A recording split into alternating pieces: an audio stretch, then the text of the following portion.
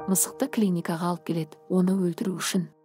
Өйткені мысық қартайған әрі ауру, ал егелері болса басқа қалаға көшіп бара жатыр. Алайда дәрігер мысықты өлтіруден бас тартады, бұған оның лайықты себебі болыпты. Барлығы былай орын алған. Әйелі мен күйеуі клиникаға келіп, бізге басқа қалаға көшу керек, ал мысығымыз қартайып әрең жүреді деген. Дәрігер өзінің дәрілерін дайындай бастаған.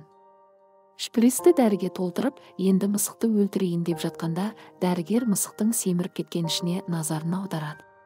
Қолын ішіне қойып сезе бергенде, мысықтың ішінде балалары бар екенін түсінеді.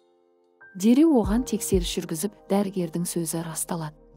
Расымен де мысықты ішінде 3 кішкентай мысық бар екен, тіпті табандары, құйрықтары мен құлақтары қалыптасып үлгерген.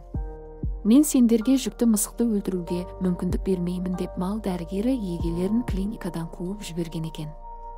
Мысықты жануарларға арналған үйге тапсырып, мысық аман есен балаларын туып, тіпті өзі тамақтандыра алады.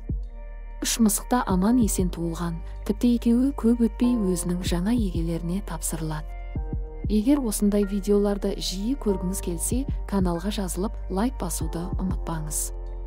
Қоңыраушаны қосып қойыңыз. Сіздермен бірге болған оқиғалар.